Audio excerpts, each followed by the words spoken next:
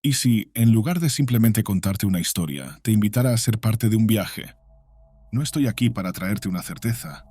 Lo que tengo es un hecho, pero no cualquier hecho. Algo que, si es verdadero, puede cambiar para siempre la forma en que ves la historia, lo sagrado y hasta a ti mismo. Tal vez te cueste creerlo. A mí también me costaría, pero escucha con atención. Porque lo que viene a continuación está más allá de nuestras creencias, y durante siglos ha perturbado la paz de quienes se atreven a conocer la verdad. En el corazón de esta historia hay un artefacto tan misterioso como peligroso. La Biblia de 1775. Sí, tal vez ya hayas oído hablar de ella en susurros, quizás incluso en leyendas o teorías conspirativas. Pero para aquellos que nunca han oído, este es el momento de enfrentar algo que quita el sueño a historiadores, religiosos e incluso escépticos alrededor del mundo. Lo que una versión antigua de la Biblia cambiará en tu visión del mundo no es una respuesta obvia y dependerá exclusivamente de ti. Y aunque no será fácil, voy a responderte. Esta no es una Biblia común. Lo que la hace extraordinaria no es lo que tiene en común con las que conocemos, sino lo que ha sido eliminado de ella. Contiene versículos que han sido borrados de otras versiones de la Biblia, fragmentos que fueron considerados tan peligrosos que tuvieron que ser suprimidos para proteger algo más grande: el control sobre la fe. Estos versículos esconden ideas que podrían haber destruido las bases del cristianismo dogmático que conocemos hoy. Desafían la jerarquía, reimaginan el papel del hombre ante Dios y cambian completamente la relación entre lo sagrado y lo profano. No estamos hablando de interpretaciones divergentes o traducciones mal hechas. Estamos hablando de textos que alteran el eje de todo lo que has aprendido sobre la fe. ¿Pero qué revelan estos versículos? Si Dios está en todas las cosas, es porque todas las cosas están en Dios. Teilhard de Chardin. Saludos a todos. Si estás interesado en religión, alquimia, cábala, filosofía o la historia del ocultismo, asegúrate de suscribirte aquí en Camino Etéreo. Cada suscripción es un gran apoyo para los videos que hago en mi canal. Describen a un Dios diferente. Un Dios que no es distante o autoritario, sino que está presente en todo y en todos. Un Dios que no exige intermediarios, que no busca templos lujosos ni sacrificios para ser encontrado. Estos fragmentos sugieren que lo sagrado está dentro de cada uno de nosotros, accesible sin necesidad de sacerdotes, pastores o jerarquías religiosas. Es una visión radicalmente diferente de la que ha sido diseminada a lo largo de los siglos. Una visión que, en el siglo XVIII, representaba un riesgo real para la institución más poderosa de la época, la Iglesia. Pero tal vez quieras saber por qué nunca hemos oído hablar de esta Biblia. La respuesta es simple: control y poder. La Biblia que tienes en casa, la que lees en cultos, no es la misma que fue escrita originalmente. Ha pasado por siglos de adaptaciones, ediciones y censuras. El cristianismo que conocemos hoy no surgió como una verdad absoluta, sino como una construcción. La Biblia de 1775 es una de las mayores pruebas de esto. Sus versículos contradicen siglos de dogmas, socavando la autoridad y la narrativa que sustentan las instituciones religiosas. La Iglesia sabía que estos textos podrían debilitarla. No solo sugieren que Dios es accesible sin intermediarios, sino que también cuestionan el papel de la Iglesia como única guardiana de la fe. Por eso, hizo lo que era necesario. Ocultó esta Biblia. Y cuando algunas copias salieron a la luz, fueron rápidamente confiscadas o adquiridas en secreto. Hoy reaparecen de forma misteriosa, en subastas privadas, bibliotecas oscuras y hasta en el mercado clandestino. Pero siempre desaparecen antes de que sus secretos sean completamente revelados. Vivimos en una era de información donde cuestionar no solo es permitido, sino necesario. Lo que hace que la Biblia de 1775 sea tan fascinante es que nos obliga a confrontar algo fundamental: nuestras creencias más profundas. ¿Quién controla lo que creemos? ¿Quién decide qué es sagrado? ¿Y qué pasaría si las verdades que nos contaron fueran solo medias verdades? Si estos versículos salieran a la luz, tal vez nunca más miraríamos la fe de la misma manera. Las bases del cristianismo serían desafiadas, no para destruirlo, sino para transformarlo. Imagina descubrir que lo divino está al alcance de tu mano, que no necesitas intermediarios para conectarte con lo sagrado. Eso es liberador, pero también aterrador. Porque en el fondo, esta Biblia no trata solo de religión. Trata de poder sobre nuestras mentes, nuestros corazones y nuestras almas.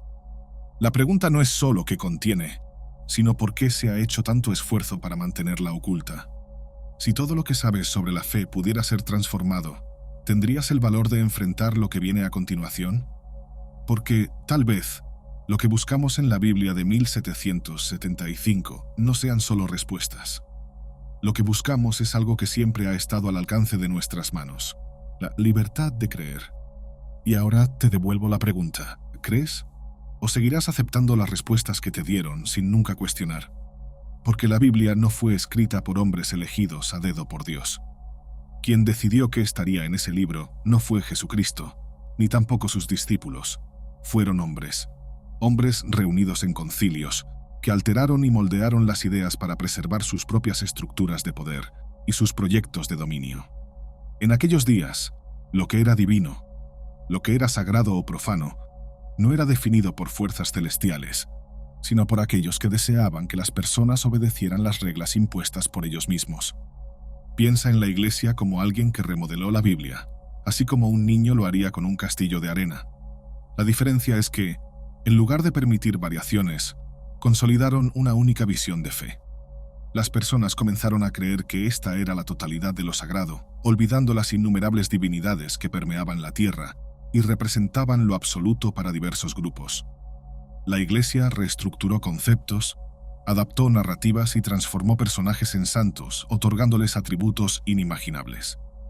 El objetivo era claro: lo que fuera santificado debía ser eterno, sólido, inmutable. Cualquier cuestionamiento sería descartado, porque después de todo, lo divino sabría de todas las cosas, y no había razón para dudar. Con esto, los líderes religiosos se perpetuaron en el poder, posicionándose como mediadores exclusivos de la gracia divina y emisores de la palabra sagrada. Cuando leemos la Biblia hoy, la impresión que tenemos es que fue escrita para un público universal, pero en realidad fue hecha para un público específico: el ser humano. Ese fue el gran acierto de la manipulación, un mensaje que, desde el principio, conquistaría un público cautivo y sin fronteras. Para eso, la cronología bíblica tuvo que ser meticulosamente atada y adaptada a los intereses de los líderes eclesiásticos. La imagen de la Iglesia fue proyectada para parecer indispensable, centralizada en la figura del Papa y en sus decisiones. Y es aquí donde la Biblia de 1775 se vuelve tan interesante. Este texto sugería que no necesitabas intermediarios, no había necesidad de sacerdotes, líderes o iglesias para conectarte con lo divino. Proponía algo radical: que la relación con Dios pudiera ser directa y personal, que tal vez, para buscar lo divino, solo necesitaras mirarte en el espejo. Esta Biblia se atrevía a decir que todos somos parte de lo divino, y que de él venimos, y a él volveremos un día. Ahora imagina el impacto de esto para la iglesia institucional de la época. Un texto que eliminaba la necesidad de mediadores representaba una amenaza directa a su estructura jerárquica y al poder que detentaba sobre las masas. Por eso, era crucial que los líderes de la Iglesia, junto a las élites políticas y religiosas de Europa del siglo XVIII, ocultaran y censuraran estos versículos. No estaban solo lidiando con cuestiones de traducción o ajustes lingüísticos. Estaban deliberadamente reescribiendo lo que sería considerado la palabra de Dios. A finales del siglo XVIII, figuras influyentes se reunieron para remodelar la Biblia una última vez. Su objetivo era claro: retirar los versículos que hacían de la Biblia de 1775 un ejemplar único y peligroso. Sin estos fragmentos, se volvería indistinguible de las demás versiones oficiales. Era un esfuerzo monumental para silenciar una narrativa que podría cambiar completamente la forma en que el hombre se ve a sí mismo y su conexión con lo divino. Porque toda iglesia, en cualquier grupo religioso, siempre desearía poseer un libro sagrado, un material que, al mismo tiempo, fuera símbolo de su historia y también un vínculo con lo más sagrado en la devoción. Libros como la Biblia sirven como recordatorios de la existencia de un Dios misericordioso, un Dios benevolente, y funcionan como guías para moldear conductas. Este tipo de texto lleva un peso incalculable, siendo central para la identidad y la práctica de cualquier fe. Alterar un material así es un acto profundamente perverso, porque no se trata solo de modificar palabras o reescribir historias, sino de abrir precedentes peligrosos. Uno de ellos es el cuestionamiento de la propia existencia de Dios, tal como se narra en las Escrituras. Este tipo de manipulación es un riesgo colosal, pues puede sembrar dudas, alejar fieles y, a largo plazo, incluso dar espacio para el crecimiento del ateísmo. Todo esto puede suceder por cuenta de una narrativa distorsionada que no refleja plenamente el conocimiento teológico. La Biblia fue alterada, sí, y drásticamente. No solo en sus estructuras, sino también en las historias que cuenta, en los significados atribuidos y, principalmente, en los valores morales que estas historias buscaban transmitir.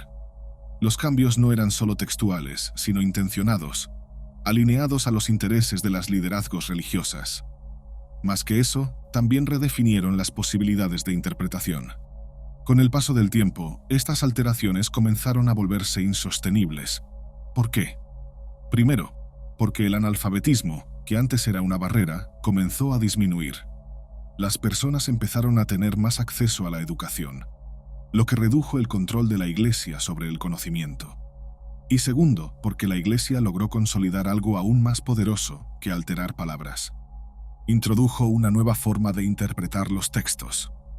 Este nuevo enfoque reforzaba que los líderes religiosos eran los únicos capaces de descifrar las escrituras correctamente. Se posicionaron como poseedores de la moralidad más elevada, con acceso directo a la gracia divina. Este estatus los transformaba en figuras casi santificadas, mensajeros exclusivos de Dios, cuya palabra no podía ser cuestionada. Este movimiento no sacó a la Biblia de escena, muy por el contrario. Aseguró que la Biblia permaneciera central, pero bajo el control de una interpretación monopolizada. Sin embargo, al mismo tiempo, representó el fin de las grandes alteraciones literarias. La Iglesia se dio cuenta de que, con el crecimiento de la alfabetización y el avance del pensamiento crítico, sería mucho más arriesgado continuar modificando el texto. En lugar de eso, comenzó a concentrarse en algo más estratégico: moldear el pensamiento de las personas para que aceptaran las Escrituras no como un texto a ser cuestionado, sino como una verdad absoluta a ser obedecida. Porque lo que la Iglesia percibió es que, al contar una historia, no solo eres el narrador, sino también el dueño del destino de los personajes y de los significados que la historia lleva. Alterar la narrativa es relativamente simple. Puedes cambiar los eventos, los caminos de los protagonistas e incluso las conclusiones morales. Sin embargo, el verdadero poder está en algo más sutil, pero infinitamente más duradero: la capacidad de alterar la interpretación de los hechos. En el campo de la espiritualidad, donde los límites del realismo son frecuentemente sobrepasados, manipular la percepción ajena se vuelve aún más fácil. Aquí, las narrativas son fluidas, y lo sagrado está impregnado de una confianza que a menudo va más allá de la lógica. Por eso, el control sobre cómo se entiende y vive la fe fue más importante que cualquier palabra escrita. En algún momento de la historia, la Iglesia dejó de preocuparse por el pasado. Su enfoque nunca fue, de hecho, mantener intacta una herencia histórica, sino garantizar que el futuro estuviera moldeado por sus narrativas. Al hacer esto, lo que parecía inmutable, la fe, los textos sagrados, las verdades universales, se volvió lo suficientemente flexible como para adaptarse a las necesidades de la institución. La interpretación, más que el texto, se convirtió en el arma más poderosa. Hoy es difícil disociar la fe de la idea de autoridad religiosa. El estatus de los líderes como mediadores divinos fue una construcción histórica hábilmente articulada, y es exactamente en este contexto donde la Biblia de 1775 surge, desafiando estas estructuras. Aunque anterior a las narrativas oficialmente reconocidas como canónicas, esta Biblia propone algo que contrasta fuertemente con lo que conocemos. Y ahora surge la pregunta inevitable: ¿qué al final dice? Esta es la pregunta que necesitamos responder. Los pasajes de la Biblia de 1775 son profundamente sensibles y, para muchos, revolucionarias. A diferencia de las escrituras que conocemos hoy, no refuerza la idea de un Dios distante, por encima de nosotros y accesible solo a través de intermediarios. Por el contrario, explora la intimidad de lo divino dentro de cada ser humano. Lo que sugiere no es solo que Dios no necesita mediadores, afirmando que Dios está en constante conexión con el hombre, tan presente en nuestra esencia como nosotros somos parte de él. Esto contradice la noción tradicional de un Dios distante que nos observa desde lejos. De hecho, según esta Biblia, lo divino nunca nos ha abandonado. Está en nosotros, de forma tan cercana y constante, que la idea de separación se vuelve casi imposible. Y sin embargo, esta conexión íntima plantea una cuestión incómoda. ¿Es posible que seamos abandonados por Dios? La respuesta que esta Biblia ofrece es perturbadora, pero profundamente intrigante. Puedes percibir cómo este secreto ha sido escondido de ti con una intención que, aunque oscura, es increíblemente obvia. Piensa en esto. ¿Por qué necesitarías ir constantemente a la iglesia o frecuentar un espacio específico para buscar algo que ya es inherente a ti? Si tu relación con Dios es constante y no depende de intermediarios, entonces el acto de buscar la aprobación divina a través de terceros se vuelve innecesario. Es claro, no podemos ignorar que la propia Biblia, en la forma que conocemos hoy, habla de la Iglesia. Pero no la describe como una institución jerárquica y poderosa. Habla de ella como un cuerpo sagrado y colectivo, una comunidad unida por su fe en un Salvador. La Iglesia, en este contexto, no está formada por figuras de autoridad, sino por personas iguales entre sí, que reconocen que su relación con Dios es individual. Sin embargo, juntas comparten la certeza de que pertenecen a una hermandad divina, que es tanto terrenal como celestial. Y este es exactamente el punto central de la Biblia de 1775. Si este texto no hubiera sido escondido, nos habría dejado un legado totalmente diferente. Un legado que desmantelaría la idea de que Dios es un ser distante, que exige adoración formal y mediada para manifestarse. La Iglesia institucional, sin embargo, optó por una narrativa diferente. Una narrativa que nos enseña que Dios está en algún lugar distante, observando desde lejos, y que para alcanzar su gracia es necesario atravesar un largo y arduo camino.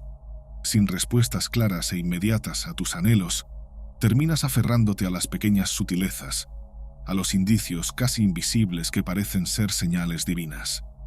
En este escenario, la Iglesia se posiciona como el único faro capaz de iluminar esta oscuridad, el único medio de transformar las sombras en luz. Pero Dios, como se describe en la Biblia de 1775, no es sutil. No está escondido detrás de intermediarios ni distante al punto de ser solo una idea abstracta. Por el contrario, es una presencia constante y palpable, tan cercana que es parte de ti. Si esto es verdad, la necesidad de una institución para mediar tu fe desaparece, y la conexión con lo divino se convierte en algo simple y directo, basado en la esencia de lo que eres y en lo que siempre has sido. ¿Cuánto tiempo te has preguntado si realmente estás siendo escuchado por Dios? ¿Cuántas veces has doblado las rodillas, repitiendo oraciones en busca de alivio, de respuestas o de milagros? ¿Has pasado horas creyendo que tus acciones podrían ser una especie de moneda, un precio justo para obtener lo que deseabas? Algunas veces, tal vez, has sentido la presencia de Dios en las pequeñas cosas. Otras, esa presencia parece tan distante que has navegado largamente en busca de algún sentido. La búsqueda de la humanidad, sin embargo, nunca ha sido por Dios en sí. Ha sido por significado, por entender el propósito de la vida y, en muchos casos, encontrar ese propósito en el propio Dios. Pero, ¿y si el Dios descrito en la Biblia Sagrada, con todas sus historias y dogmas, simplemente no tiene sentido? Al fin y al cabo, ¿qué tipo de Dios, creador de todo, daría un alma inmortal a un cuerpo perecedero? ¿Qué sentido tiene crear a la humanidad para luego lamentar sus fallas? Si Dios, supuestamente, sabía de todo desde el principio, ¿por qué tantos ciclos de decepción, reconciliación y castigo con el pueblo de Israel? Y, si todas las cosas están bajo su caligrafía, ¿cómo explicar los errores y las contradicciones en las Escrituras? La respuesta es simple, pero perturbadora. La Biblia no es solo un reflejo divino, sino también una obra profundamente humana. Fue escrita por hombres, y no me refiero a los apóstoles o a los profetas, sino a aquellos que manipularon, adaptaron y moldearon el texto a lo largo de los siglos. Los hombres a quienes los libros bíblicos son clásicamente atribuidos no tenían intereses propagandísticos, pero los líderes religiosos que vinieron después sí los tenían. Esta transformación no ocurrió por casualidad. Fue diseñada para consolidar el poder de la Iglesia, que se convirtió en una centralizadora de la fe, tanto en Europa como en las Américas. El resultado fue una Biblia que no solo guiaba espiritualmente, sino que también servía a los intereses institucionales y políticos. Y este fenómeno no se restringió a la Iglesia católica. Otras religiones, incluso con sus propias escrituras, siguieron los mismos pasos, moldeando sus narrativas para centralizar poder y control. Ahora piensa en la Biblia de 1775. Era radicalmente diferente. En lugar de retratar a un Dios distante, presentaba una visión de iluminación personal. El poder de conectarse con lo divino no venía de intermediarios ni de rituales complejos, sino de la propia conciencia y autonomía del hombre. Esta idea era revolucionaria y al mismo tiempo peligrosa para aquellos que dependían de la sumisión de los fieles. ¿Pero por qué esta versión era tan amenazante? Porque revelaba una verdad difícil de aceptar: que la vida es más compleja de lo que parece y que nuestras elecciones traen consecuencias directas. No hay garantía de salvación proveniente de un Dios misericordioso que interviene en cada detalle de nuestras vidas. Dios, como se describe en esta Biblia, no era el solucionador de todos los problemas humanos. Era un compañero constante, pero no un salvador a la espera de ser activado. Esto no es un intento de disminuir la importancia de Dios o mitigar el impacto de la reformulación de la Biblia en tu espiritualidad. Por el contrario, es una invitación a reflexionar. La visión de un Dios accesible que habita en nosotros y nos da el poder de moldear nuestro destino no disminuye su grandeza. Por el contrario, engrandece nuestra responsabilidad como seres espirituales, capaces de crear y transformar tanto nuestras vidas como el mundo que nos rodea. La esencia del cristianismo, tal como ha sido moldeada a lo largo de los siglos, es mucho más compleja que la simple lectura de una Biblia o la práctica de rituales establecidos. Lo que muchos tal vez no perciban es que la exclusión de libros y versículos esenciales de la tradición original representa una violación religiosa profunda, un corte en la conexión entre el hombre y la sabiduría espiritual que debería ser universal y accesible. La narrativa bíblica que conocemos hoy fue organizada de forma que sea inspiradora y convierta, pero rara vez ilumine. Detalles cruciales fueron removidos, ocultos o marginalizados, no por casualidad, sino como parte de una estrategia que buscaba controlar la interpretación y el acceso al conocimiento espiritual. Esto se hace evidente cuando observamos la exclusión de libros apócrifos y el rechazo de tradiciones alternativas, como las de los cátaros, que predicaban una relación directa e íntima con Dios, sin intermediarios o instituciones. Esta exclusión no borró totalmente el conocimiento divino, pues está grabado en la esencia de la conciencia humana. Por más que las estructuras religiosas intenten reprimir la verdad, el espíritu humano intuye aquello que no se dice, reconociendo que somos una extensión de lo divino, tanto como lo divino es parte de nosotros. ¿Cómo ignorar que somos simultáneamente el firmamento y el suelo? La Biblia de 1775, así como otras tradiciones negligidas, nos invita a repensar nuestra relación con Dios. Sugiere que Dios no está en un horizonte distante o limitado por jerarquías y dogmas humanos, sino en todas las cosas, porque nosotros somos parte de todo lo que existe. Esta idea altera fundamentalmente la percepción que tenemos de Dios. Él no es solo el creador distante y legislador. Es una esencia divina que habita en nosotros, un reflejo de aquello que es eterno y universal. La visión moderna de Dios como una figura única y centralizadora no refleja la totalidad de las tradiciones espirituales. Por ejemplo, el nombre Elohim, usado en textos antiguos, presenta una idea más amplia. En la tradición hebrea, Elohim no simboliza solo un Dios único, sino una pluralidad, una esencia divina multifacética. Esto difiere significativamente de la visión de Jehová, que se ha vuelto predominante en las tradiciones eurocéntricas y que fue moldeada para reforzar la centralización del poder religioso. La idea de un Dios múltiple y abarcador, presente en diferentes manifestaciones, era vista como una amenaza al modelo de control adoptado por las grandes instituciones religiosas.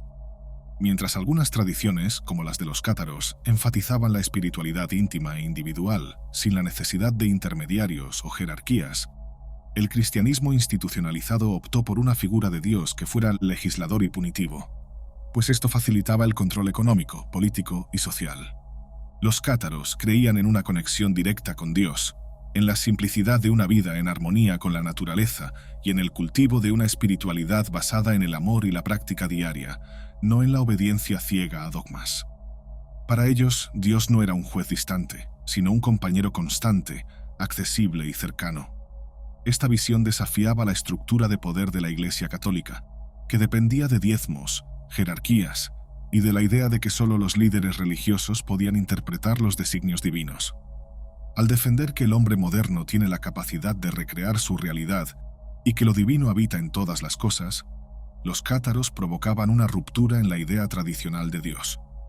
Este enfoque promovía la autonomía espiritual, algo que, en una sociedad controlada por instituciones religiosas, era visto como una amenaza directa. La resistencia a la pluralidad divina no es nueva. Hasta hoy, los teólogos enfrentan desafíos al explicar la propia Trinidad cristiana, Padre, Hijo y Espíritu Santo, de manera que tenga sentido para los fieles. La idea de Dios como una emanación multifacética, con diferentes aspectos y funciones, parece demasiado compleja para ser integrada en una estructura religiosa que busca uniformidad y control.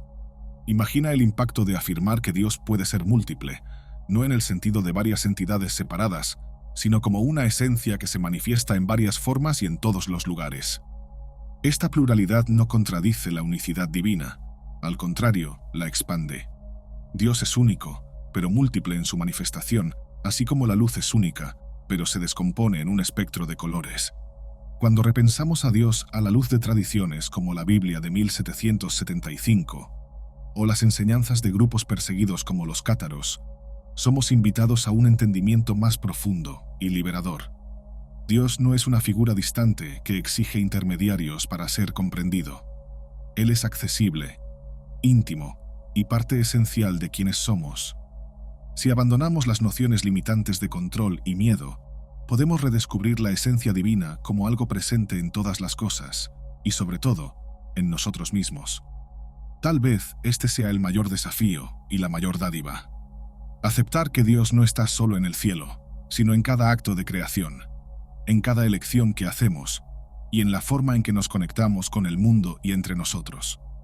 Agrega a esto la profunda preocupación de la Iglesia Católica al confrontar la posibilidad de aceptar una interpretación realista del nombre de Dios como Elohim. La cuestión central era: ¿cómo podrían lanzarse como los emisarios de la palabra divina si la aceptación de Elohim evocaba la existencia de múltiples dioses? Este dilema amenazaba la integridad de la doctrina monoteísta que sostenía a la Iglesia. Dios necesitaba tener solo una voz, corresponder a una única expectativa y ser descrito a través de una narrativa unificada. La multiplicidad de interpretaciones y manifestaciones divinas crearía un panorama caótico, incompatible con la centralización de la fe. Imagina el escenario. Antiguas civilizaciones, cada una perpetuando la memoria de su propio Dios por generaciones. ¿Cómo podría la Iglesia consolidar su autoridad espiritual en un contexto donde la divinidad no era única, sino fragmentada? ¿Acaso el hecho de que el Dios cristiano haya sobrevivido a tantos otros dioses a lo largo de la historia no habría sido, en parte, resultado de un interés estratégico, casi de marketing, de aquellos que se autoproclamaron sus representantes? Uno de los grandes desafíos impuestos por el nombre Elohim es su conexión a tradiciones que remontan a tiempos anteriores a la propia formación del judaísmo. Este nombre está presente, por ejemplo, en mitologías sumerias, lo que reconfigura drásticamente la imagen de Dios y lanza un estigma sobre la propia Biblia. Tal conexión sugiere que la concepción de Dios es fruto de una larga y compleja evolución cultural, no de un origen singular o exclusivamente revelado. Como muchos historiadores ya reconocen, y esto no es novedad para gran parte del público aquí presente, la Biblia no es un relato histórico literal, sino un artefacto que reúne fragmentos de tradiciones orales, culturales y arqueológicas. Al hablar de Dios, la Biblia no se refiere necesariamente a una entidad específica, sino a un concepto universal. Construye un tótem simbólico que refleja el entendimiento de Dios en diferentes culturas a lo largo de los siglos. Sin embargo, no podemos ignorar que las narrativas bíblicas también representan personajes y eventos moldeados por tradiciones orales con significados espirituales profundos para determinados pueblos. A medida que el tiempo avanzó y las grandes civilizaciones pasaron por transformaciones culturales, la espiritualidad fue constantemente desafiada. La razón, por su parte, se convirtió en uno de los mayores obstáculos modernos a la fe, pero, paradójicamente, también contribuyó a su evolución. Ante la espiritualidad, la racionalidad a menudo cedió, permitiendo que el pensamiento espiritual se fortaleciera y se reconfigurara. El hombre, en este contexto, dejó de ser solo un ser pasivo y desprovisto de intenciones propias, pasando a ser el principal autor de su historia. A pesar de la existencia de Dios, el libre albedrío concedido al hombre le permitió crear caminos que no eran meramente designios divinos. sino también reflejos de sus propias elecciones. Esta autonomía humana no negaba la expectativa divina, sino que la complementaba, convirtiendo el destino del hombre en una síntesis entre la libertad humana y la espiritualidad que buscaba trascender la razón. Es notable que el Dios al que nos referimos se asocie a una estructura arquetípica. Dios puede ser un padre, una madre, una figura mayor en nuestras vidas, alguien que, desde temprano, espera algo de nosotros, que representa la esencia de aquello que podemos llegar a ser. También es alguien que evalúa y valida nuestros pasos, a quien lloramos en busca de consuelo, y quien, aunque distante, se mantiene como un punto de apoyo, perpetuando la idea de un Dios separado del plano físico, pero profundamente presente en nuestra memoria emocional. Es a quien pedimos soluciones, recordamos lecciones y nos conectamos en los momentos en que necesitamos seguir adelante. Incluso en la caminata solitaria, la conexión con aquellos que nos transformaron, padres, maestros u otras figuras de impacto, refleja una conexión con el Creador.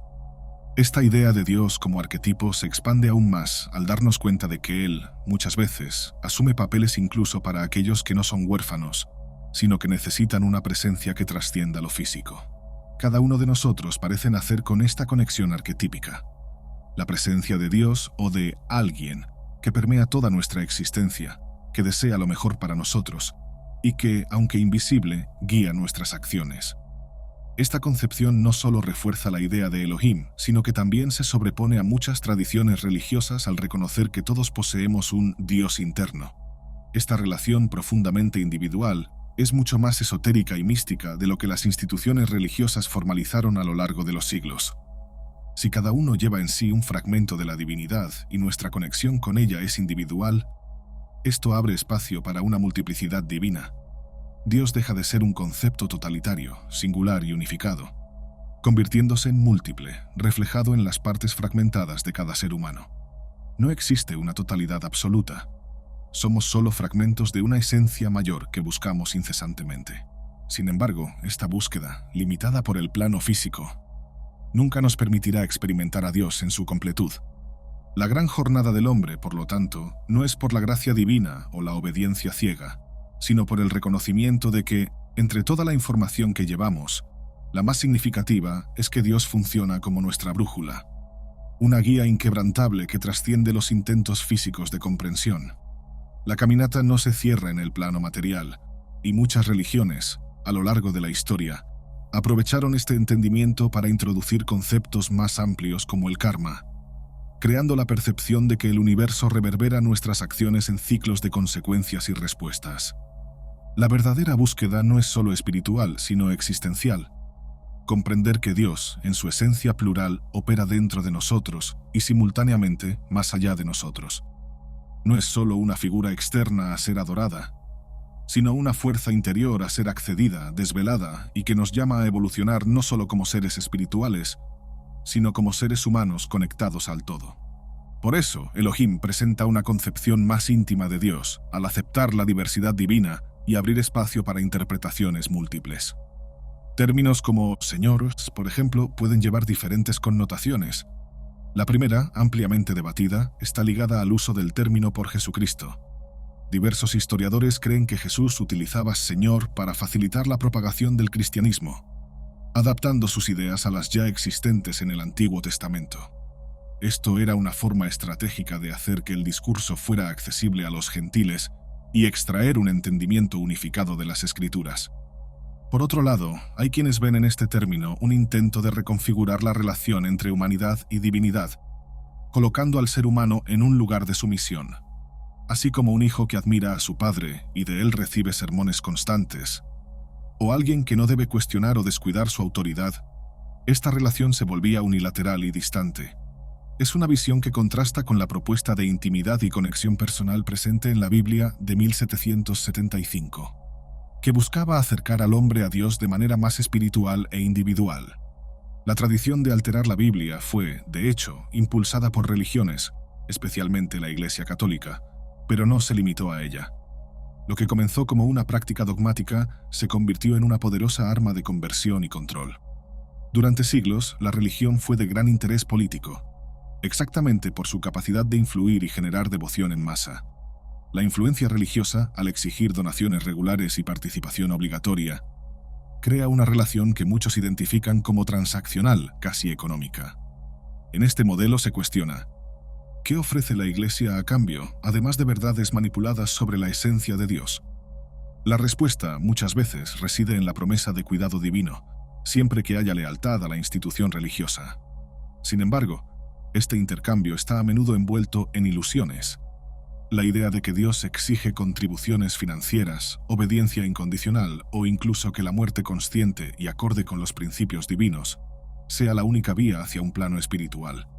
Nada de esto es, de hecho, sostenido por la esencia divina, pues la Biblia deja claro que Dios dio al hombre libertad de elección, mostrando caminos y consecuencias, pero sin imponer exigencias que desvirtúen esa libertad. El problema es que la propia Biblia ha sido manipulada a lo largo del tiempo, omitiendo elementos cruciales que podrían traer mayor claridad sobre Dios y la espiritualidad. Si alguien fuera a revisar una literatura sagrada con el objetivo de moldear percepciones humanas y fortalecer liderazgos religiosos, se esperaría que tal trabajo fuera impecable, pero muchas alteraciones bíblicas fueron conducidas sin sutileza, tal vez debido a la confianza de que el analfabetismo y la falta de acceso a la educación mantendrían a las masas ignorantes. Durante siglos, la Iglesia Católica dominó la educación, mientras que el analfabetismo era predominante en Europa, especialmente entre los más pobres. Estos devotos no tenían alternativas de conocimiento, y la religión se convirtió no solo en una fuente de esperanza espiritual, sino en el único escape filosófico y psicológico en tiempos de extrema dificultad y pobreza. La jerarquía religiosa aprovechó este escenario, consolidando su autoridad al retener el monopolio de la información y la escritura, con una vasta biblioteca moldeada para servir a sus intereses. Las personas comunes no tenían autonomía ni siquiera para escribir sin la anuencia de la Iglesia, y esta dependencia reforzó por siglos la relación de poder desigual entre la institución religiosa y sus fieles. Es claro que, incluso en aquella época, había personas ricas con intereses religiosos y un cierto nivel de conocimiento, pero ni siquiera la nobleza era ampliamente alfabetizada. Gran parte de la élite dependía, al igual que el pueblo común, exclusivamente de la Iglesia Católica para acceder al conocimiento, principalmente el religioso. Esta dependencia reforzaba el dominio de la Iglesia, que controlaba la narrativa y mantenía la jerarquía basada en su monopolio educacional. Sin embargo, todo esto cambiaría en los años siguientes, con las rutas marítimas expandiendo el comercio europeo y transformando la economía como nunca antes. Esta evolución permitió que los europeos comenzaran a liberarse de los modelos comerciales e intelectuales controlados por la religión.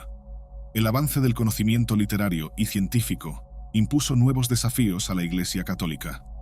Las alteraciones estructurales que antes eran posibles en la Biblia y en otros textos religiosos se volvieron inviables en un contexto donde el acceso a la lectura crecía y las barreras del conocimiento eran progresivamente superadas. Frente a esta nueva realidad, la Iglesia ya no podía alterar drásticamente las Escrituras sin enfrentar resistencia. En cambio, invirtió en la interpretación de los hechos y en la consolidación de un discurso teológico que se presentaba como profundo e inaccesible para la mayoría.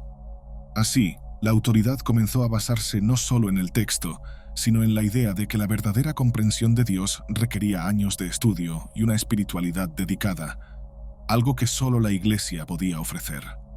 Este modelo estableció un control que parecía inquebrantable. Dios no estaba en todas las cosas, sino solo en aquellas que la Iglesia interpretaba como relevantes. Dios no hablaba todos los idiomas, sino solo el idioma que la Iglesia comprendía. Esta exclusividad de acceso a lo divino reforzaba la percepción de que el camino hacia Dios estaba mediado por una institución que centralizaba el conocimiento y la espiritualidad. Sin embargo, este dominio creó tensiones con narrativas alternativas. Textos como el libro de Enoc o el Evangelio de Tomás, que presentaban perspectivas místicas y desafiantes, fueron marginados o desacreditados por comunidades cristianas y por la propia Iglesia. La idea de Salomón, por ejemplo, como una figura en busca de conocimiento místico y envuelta con la jerarquía infernal y celestial, fue relegada a un campo oscuro. No porque careciera de profundidad, sino porque estas historias no estaban alineadas con los intereses institucionales de mantener una narrativa simplificada y funcional. Con el tiempo, lo que era simbólicamente y estratégicamente importante para la Iglesia se sedimentó como una estructura rígida, casi inmutable. Esto dificultó cualquier ruptura, especialmente para aquellos que vivieron toda su vida creyendo en una narrativa bíblica que les fue presentada como absoluta. El rechazo de textos apócrifos y de ideas complejas, como la batalla cósmica entre el bien y el mal o secretos espirituales revelados en otros planos, no fue solo una cuestión de fe, sino también de conveniencia política y control social. Esta centralización de lo divino, aunque eficaz para consolidar el poder de la Iglesia, restringió a la humanidad a una visión limitada de Dios. El multifacético y diverso Elohim fue reducido a una figura controlada por un sistema que priorizaba el mantenimiento del orden, en lugar de la exploración profunda de la espiritualidad. Muchas personas argumentan que Dios siempre utilizó intermediarios, como los profetas, para comunicarse con la humanidad. Sin embargo, esta visión refleja una lectura equivocada de la Biblia. Uno de los conceptos centrales del mensaje bíblico es que Dios elige a los quebrantados, a los humildes, a aquellos sin poder, riqueza o posición exaltada. Dios no favorece a los moralmente incorruptibles o a los poderosos, sino que ama al hombre común. Esto demuestra que la relación entre humanidad y divinidad debería basarse en la simplicidad, la autenticidad y la accesibilidad espiritual. Cualquiera de nosotros puede ser un profeta o emisario del conocimiento divino, ya que Dios se comunica de manera íntima y distinta con cada ser humano. El mensaje divino no es uniforme, se adapta a las particularidades de cada individuo. Esto es evidente incluso en la estructura canónica de la Biblia, reforzando la idea de una conexión personal e intransferible entre Dios y cada persona. Un ejemplo de esto es el Evangelio de Tomás, que a diferencia de los evangelios canónicos, no se centra en milagros. Aunque se atribuye a Jesús, presenta una visión profundamente espiritual e introspectiva. En este texto, Jesús habla sobre la búsqueda del reino de Dios, no como algo después de la muerte, sino como una realidad interna, presente en cada uno de nosotros. Esta perspectiva difiere de las narrativas tradicionales, que a menudo moldean a Jesús a partir de la visión de terceros, en lugar de destacar sus palabras más profundas y elocuentes. Lo que estoy mencionando no se trata de libros apócrifos rechazados por la Iglesia, sino de versiones de la Biblia que han sido actualizadas a lo largo del tiempo. Estas versiones, aunque basadas en los textos sagrados, han sido fragmentadas, reconducidas y remodeladas para preservar los intereses institucionales de la religión, y no necesariamente para promover una intimidad espiritual directa con Dios. Esta manipulación demuestra que aquello que consideramos sagrado e inmutable puede, en realidad, haber sido alterado por aquellos en posición de poder. Estos cambios no sirvieron para ampliar el conocimiento espiritual, sino para hacerlo más volátil y fragmentado, creando una sensación de dependencia.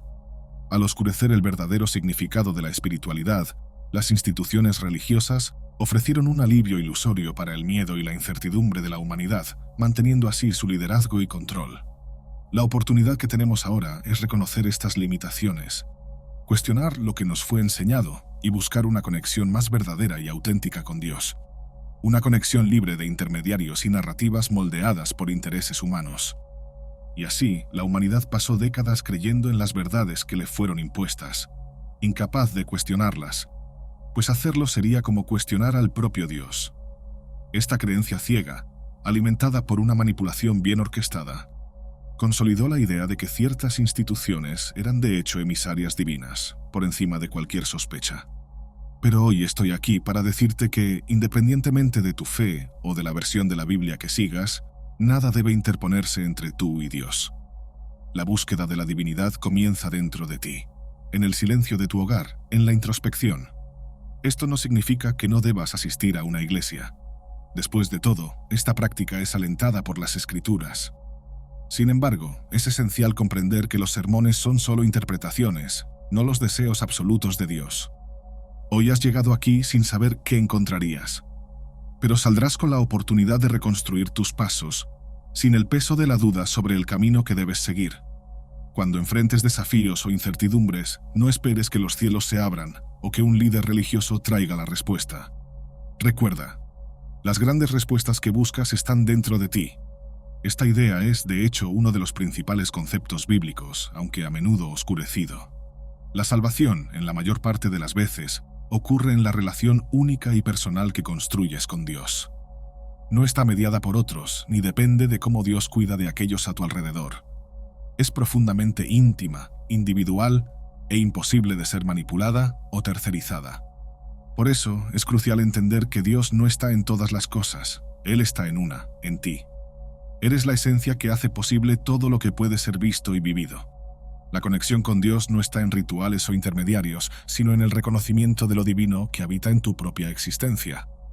Y si somos realmente honestos, la idea de que Dios está en nosotros, y no en templos, reglas o palabras dictadas por otros, es tan liberadora como desafiante. Porque, al reconocer esto, asumimos la responsabilidad por nuestras acciones, nuestros pensamientos y la forma en que nos conectamos con lo divino. No hay más excusas, no hay más intermediarios a quienes culpar. Dios no es una autoridad distante, sino una presencia íntima que nos observa no con ojos de juicio, sino de comprensión. Esta verdad no invalida la importancia de las comunidades de fe o de las instituciones religiosas. Ellas tienen un papel histórico y social que, durante mucho tiempo, fue necesario para guiar a una humanidad que aún gateaba en la búsqueda de lo sagrado. Sin embargo, son herramientas, no fines en sí mismas. Ninguna institución, ningún libro, ningún líder tiene el derecho de interponerse entre tú y Dios.